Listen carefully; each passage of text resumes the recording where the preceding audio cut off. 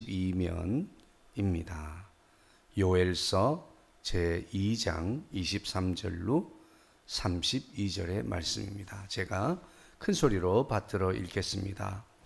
시온의 자녀들아, 너희는 너희 하나님 여호와로 말미암아 기뻐하며 즐거워할지어다.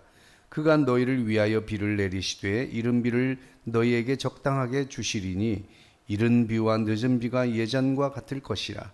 마당에는 밀이 가득하고 독에는 새 포도주와 기름이 넘치리로다. 내가 전에 너희에게 보낸 큰 군대 곧 메뚜기와 너치와 황충과 팥중이가 먹은 횟수대로 너희에게 갚아주리니 너희는 먹되 풍족이 먹고 너희에게 놀라운 일을 행하신 너희 하나님 여호와의 이름을 찬송할 것이라. 내 백성이 여호와 영원히 수치를 당하지 아니하리로다. 그런즉 내가 이스라엘 가운데에 있어 너희 하나님 여호와가 되고 다른 이가 없는 줄을 너희가 알 것이라. 내 백성이 영원히 수치를 당하지 아니하리로다.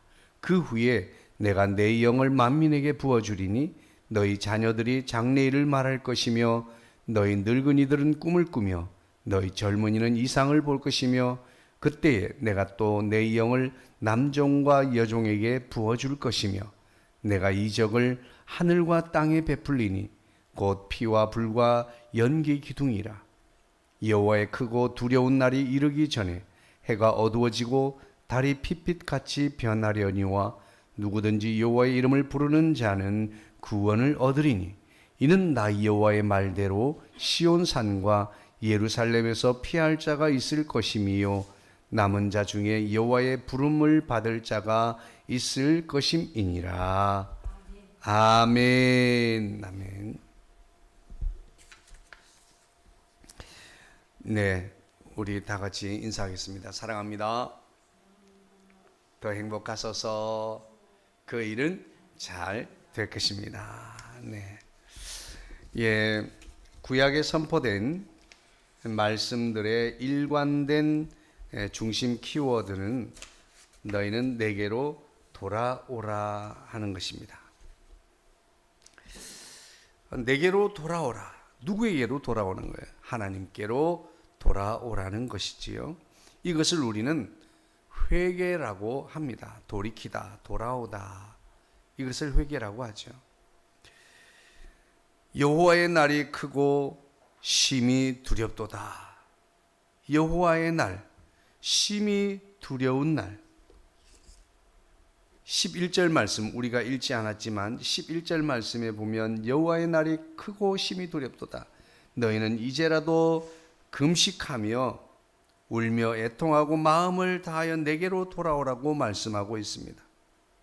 뿐만 아니라 13절에 너희는 옷을 찢지 말고 마음을 찢고 너희 하나님 여호와께로 돌아올지어다. 그는 은혜로우시며 자비로우시며 노하기를 더디하시며 은혜가 크시사 뜻을 돌이켜 재앙을 내리지 아니하시나니라고 13절에 말씀하고 있어요.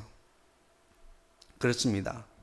형식적이고 그리고 늘 일상적인 그런 회개가 아니라 정말 마음을 찢는 그런 회개를 말하고 있는 것입니다. 요엘서는 그 당시에 일어났던 메뚜기 떼의 습격으로 인해서 큰 흉년을 경험하게 되었다라고 소개하고 있습니다. 그리고 주변 열강국들 아수르라고 하는 강력한 나라의 위협 속에 살아가고 있을 때 요엘 선지자가 선포한 말씀입니다. 이렇게 어려운 일, 고난, 환난, 곧 메뚜기 떼의 습격으로 땀 흘리고 노력해서 수확을 이제 앞두고 있었지만 그 모든 것을 한순간에 먹어버린 메뚜기 떼로 인해서 먹을 양식을 걱정해야 되고 그리고 앞으로 살아갈 날을 걱정해야 되는 상황에 놓이게 되었습니다. 뿐만 아니라 국가적으로는 아수르가 호시탐탐 노리고 있는 그 공격의 위협 앞에 놓여 있는 아주 참 불안한 상태, 연약한 상태에 놓이게 된 것입니다. 이런 시국에 요엘 선지자는 이 모든 것들은 하나님께서 이미 예언하신 것들을 이제 행하신 것이다 라고 말씀하고 있습니다. 언제 예언했을까요? 신명기서 28장 42절 말씀에 메뚜기 심판을 예언해 놓았습니다. 내 토지 솟아는 메뚜기가 먹을 것이다. 이 예언대로 오늘 너희에게 이루어졌으니 이제 너희는 회개하고 주님 앞으로 돌아오라고 선포하고 있는 것입니다. 오늘 성경을 우리가 읽어보면 알겠지만 이제 2장 1절부터 오늘 본문에 이르기까지 이스라엘이 회개했다, 돌이켰다 하는 이런 내용이 기록되어 있지 않습니다. 요엘 선지자의 일방적인 선포를 통해서 그러므로 너희는 금식하고 마음을 찢으며 회개하라고만 되어 있어요. 그리고 그 다음에 이스라엘이 말씀과 같이 금식을 했더라, 회개를 했더라 이런 내용이 없습니다. 그리고 바로 이어지는 말씀이 회복의 소식을 선포하고 있는 요엘 선지자의 회복의 선포입니다. 그리고 오늘 말씀은 잘 아는 대로 너희는 기뻐하고 즐거워하라고 말씀하고 있습니다. 왜냐하면 기뻐하고 즐거워해야 할 이유가 충분히 있기 때문이라고 하는 거죠.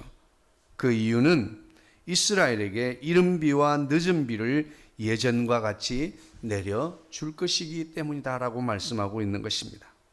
지금도 그렇지만 당시의 팔레스타인 지방에서는 풍년을 위해서 백성들이 열심히 농사를 짓고 한 가지 기대하는 것이 있다면 그것은 지정된 계절, 그 일정한 시기에 그리고 흡족한 충분한 비가 오느냐 안 오느냐, 그것이 관건이었어요. 왜냐하면 그 비로 그 한 해 농사의 풍년을 결정짓게 되기 때문입니다. 이스라엘에는 우리의 가을에 해당하는 시기에 보리씨를 뿌립니다. 그 보리씨를 뿌리기 전에 내리는 비를 이른 비라 합니다.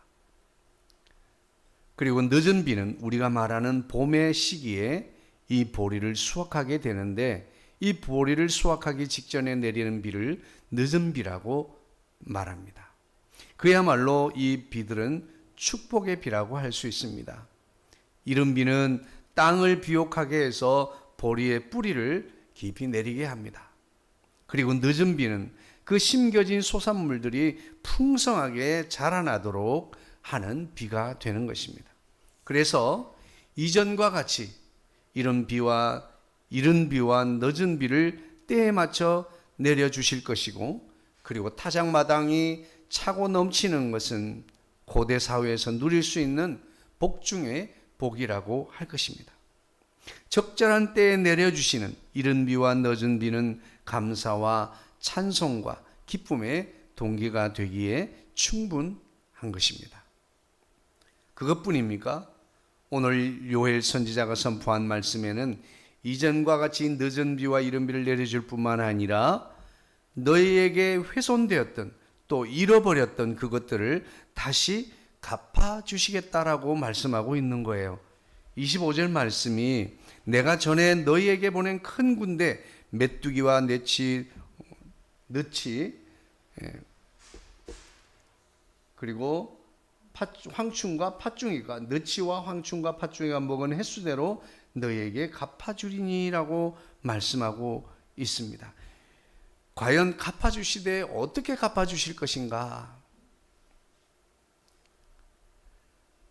너희는 먹되 풍족히 먹는다라고 하는 표현이 있습니다. 여기서 풍족이란 말은 배부르게 정말 먹다가 배를 두드리고 먹다가 더 이상 먹을 수 없는 수준에 없을 정도로 배부르게 채워주실 것이라고 하는 뜻입니다.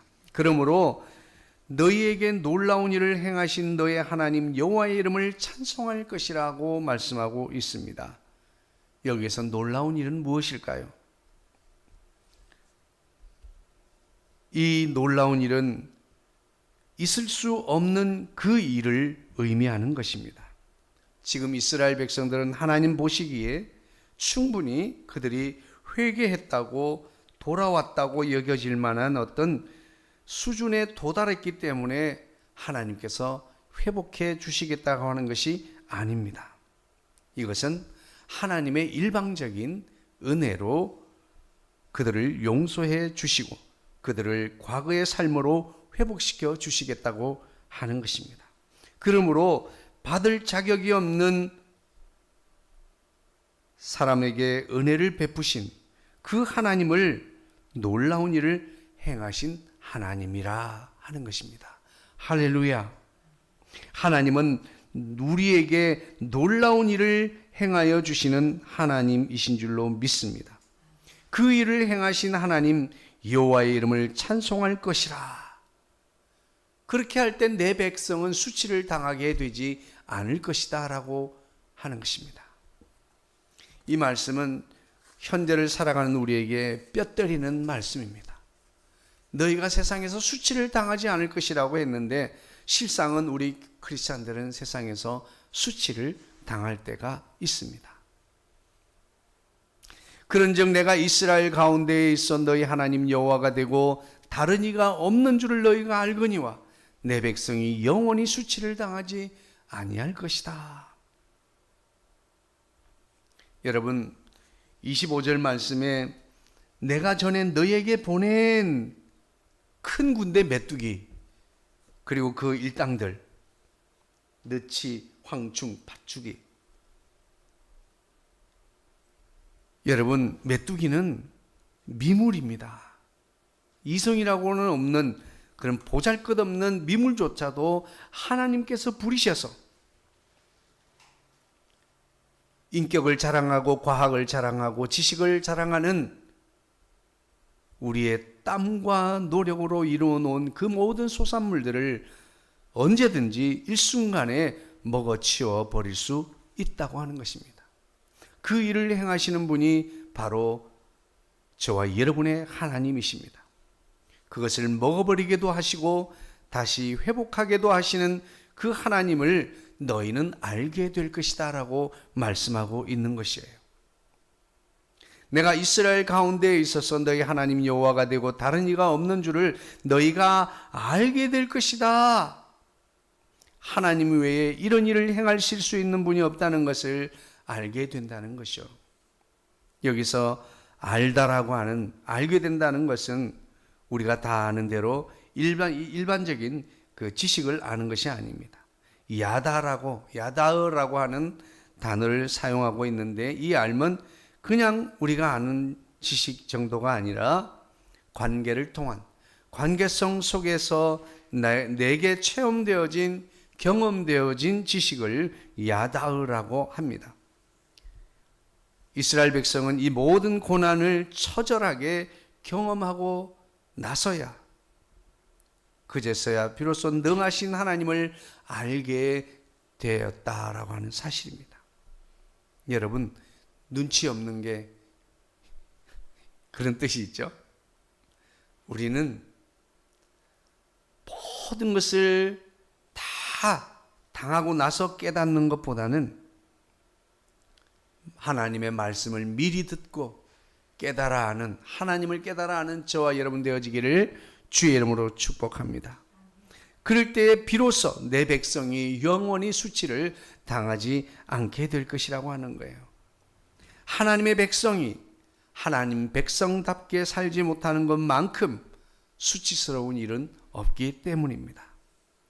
마치 이것은 우리 그리스도인들이 세상에서 그리스도인답지 못하게 사는 것만큼 하나님 앞에서 우리가 수치스러운 일이 없고 하나님의 마음을 아프게 하는 일이 없을 것이기 때문에 그렇습니다. 그러므로 이제는 하나님을 능하신 하나님으로 높이고 고백하고 선포할 수 있게 되기를 바랍니다. 그래서 하나님은 찬양받기에 합당하신 분입니다. 이성 없는 메뚜기가 그 미물들을 파송하시고 부리시는 하나님이십니다. 그리고 그들이 먹은 횟수대로 갚아주십니다. 여기서 갚아주신다고 하는 것은 온전한 상태가 되는 것, 조금도 부족함이 없는 상태, 온전한 상태가 되게 하시는 것을 갚아주시는 것이라고 말하고 있습니다. 세상에서 하나님의 백성들이 하나님의 자녀답게 살아갈 때 하나님께서는 그 이름의 영광을 받게 되는 줄로 믿습니다. 그러므로 우리가 용서받을 만한 자격이 없는, 정말 아무런 준비도 되지 못한 우리지만 하나님은 그 일을 행하셨습니다. 정말 놀라운 일, 깜짝 놀랄 일을 행하신 하나님의 죄의 심판을 받아 마땅한 우리에게 풍족함을 주시고 그 이름에 합당하도록 영광이 되도록 그렇게 만들어 주시겠다고 하는 것입니다. 이것을 은혜라고 합니다. grace, 이것은 값없이 주시는 것입니다. 내가 무엇을 했기 때문에 주어지는 것이 아닙니다. 은혜 받은 자들의 마땅한 반응은 바로 은혜에 대한 감사와 찬양인 것이지요. 하나님께서는 우리에게 풍성함으로 회복시켜 주실 뿐만 아니라 우리의 영혼을 회복시켜 주십니다.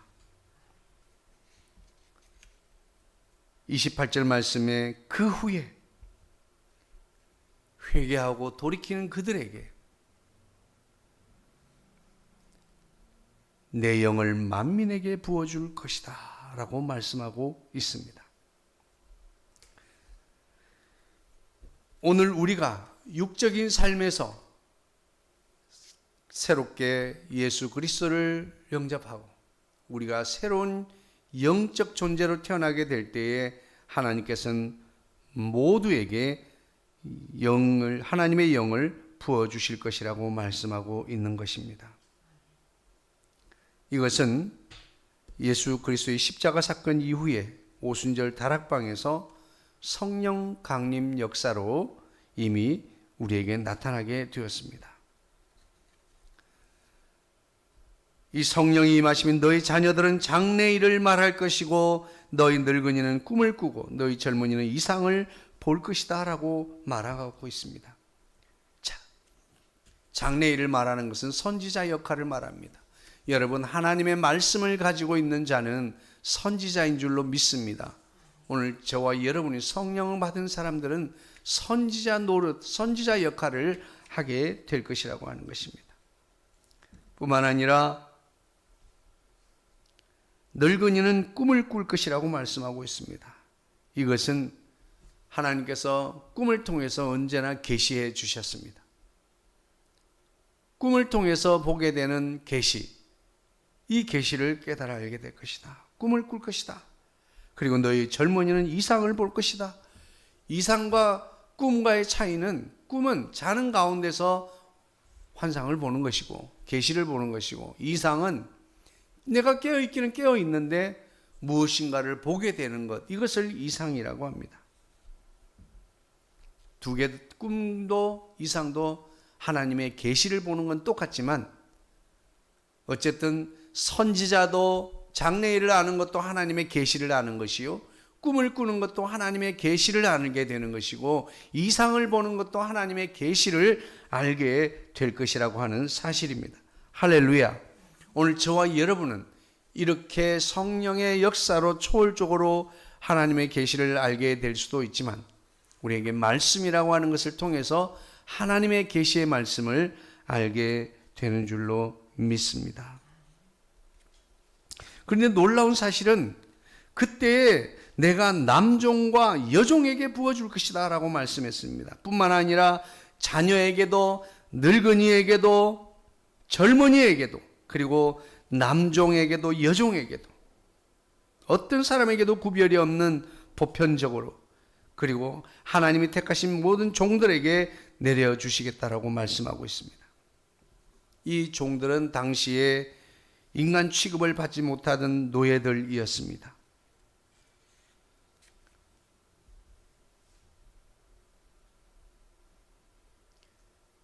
남종이라고 하는 말로 쓰여진 캬바림이라고 하는 뜻은 노예를 의미하고, 여종으로 사용된 단은 핫세바오트라고 하는 뜻은 여성 노예를 가리키는 말입니다. 이들은 인간 이하의 취급을 받으며 노예 생활을 하던 그들에게도 동일하게 하나님은 성령을 부어주시겠다라고 말씀하고 있는 것입니다. 그리고 내가 이적을 하늘과 땅에 베풀 것인데 피와 불과 연기 기둥이라. 이 피와 불과 연기 기둥은 하나님의 임재를 상징하는 것입니다. 언약을 상징하는 것이고 임재를 상징하고 있는 것입니다. 이적은 주변의 사물들보다 두드러지게 드러나는 현상을 이적이라고 합니다. 이런 일들이 아무리 봐도 이상하고 우리 눈에 특별하게 보이는 일들을 하나님이 일으키시겠다라고 하는 사실입니다. 그것이 사람과 사람 사이의 일이든지 자연의 일이든지 현실 안에서 일이든지 그것은 일반적이지 않게 그 일반적인 것 중에서 도드라지게 드러나게 하시는 일들을 하시겠다. 이 모든 일들을 통해서 마침내 여호와의 크고 두려운 날이 이르게 될 것이다 라고 말씀하고 있습니다. 이것은 마지막 심판을 의미하고 있습니다. 하나님의 예언은 언제나 이중적인 의미를 품고 있습니다. 그 예언은 한 가지, 한 시대에만 해당하는 것이 아닙니다. 한 시대의 예언이면서도 동시에 마지막 종말의 때를 예언하고 있는 것이죠. 그래서 우리 성도들에게도 종말의 때가 있습니다. 첫 번째 종말은 언제입니까? 인간의 육체가 죽는 것이 바로 죽음. 그것이 인간의 개인적인 종말입니다. 뿐만 아니라 우리가 살아서 예수 그리스도를 영접하는 순간 우리가 첫 번째 맞이하는 내 인생의 육적인 인생의 종말을 맞이하게 되는 것입니다. 그리고 그리스도인으로서 새로운 인생으로 태어나게 되는 것이죠. 그리고 마지막에 예수 그리스도의 재림으로 이루어지는 종말의 때가 있는 것입니다. 그래서 우리 그리스도인에게는 세 번의 종말을 경험하게 되는 것입니다. 그때가 되면 해가 어두워지고 달이 핏빛과 같이 변할 것이다 라고 말씀하고 있어요. 자연의 모든 것, 우주의 모든 것들이 일반적이지 않습니다. 각각 제 기능을 상실하게 된다고 하는 것입니다. 그리고 그 기능을 제대로 발휘하지 못하게 될 것이다. 그때가 될 때 누구든지 여호와의 이름을 부르는 자는 구원을 얻게 될 것이다 라고 하는 것입니다. 이는 나 여호와의 말대로 시온산과 예루살렘에서 피할 자가 있을 것이다. 누구든지 여호와의 이름을 부르는 자는 구원을 얻을 것이다. 남은 자 중에 나 여호와의 부름받을 자가 있을 것이니라 라고 말씀하고 있어요. 여기서 누구든지라고 말하는 것은 영어로 all을 말합니다. all. 모든 사람, 모든 젊은이, 늙은이, 자녀들, 남종, 여종, 이방인, 유대인 차별 없이 모두를 포함하는 누구든지라고 말하고 있습니다. 누구든지 그 이름을 부르는 자는 그 구원을 얻을 것이라고 말씀하고 있습니다. 그런데 여기서 누구든지라고 할 땐 모두가 맞기는 맞지만 모두가 해당하는 것이 아니에요. 하나님의 택하신 백성들에게만 해당하는 이야기입니다. 여기서 이름을 부른다고 하는 것은 그 이름의 대상의 성품과 능력과 그 존재감이 어떤지 그리고 어떤 일을 행하셨는지 이것들을 아는 것을 말합니다.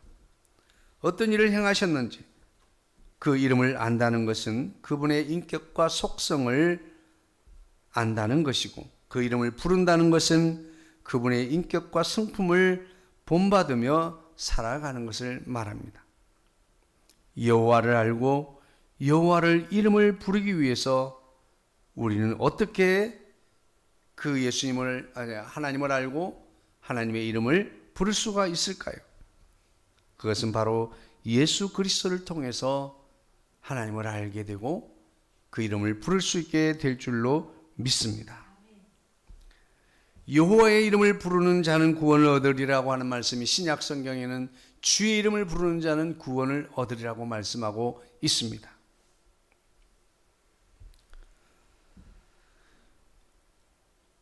오늘 우리는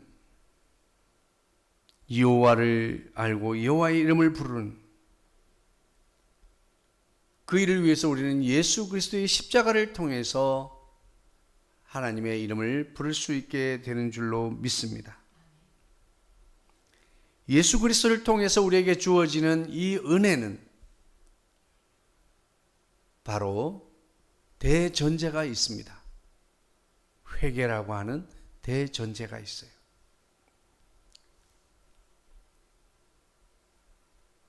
마음을 찢으며 애통하며 자복하는 회개가 은혜로 나아가는 첩경이 되어질 줄로 믿습니다. 우리가 은혜로 나아가게 될 때 우리는 기뻐하고 즐거워하는 삶을 살아갈 수 있게 되는 것입니다. 하나님의 은혜를 받은 자만이 회개로의 마음을 가지고 애통하는 마음을 가지고 나온 자마다 감사를 고백할 수 있고 표현하는 삶을 살 수 있게 될 줄로 믿습니다. 그러므로 오늘 우리는 회개가 전제되어진 이후에 우리가 할 수 있는 것, 오늘 말씀 가운데 선포되어진 모든 말씀들은 우리가 할 수 있는 일이 별로 없습니다. 우리가 할 수 있는 일은 많지 않고 하나님이 하시는 일이에요. 그런데 그 가운데서 우리가 할 수 있는 일들이 있어요. 그것의 첫 번째는 바로 여호와의 이름을 찬송하는 것입니다. 할렐루야. 오늘도 우리가 기뻐하고 즐거워하는 것, 이것은 찬송으로 표현될 수 있습니다. 찬송은 바로 예배의 삶으로 표현되는 것입니다. 할렐루야.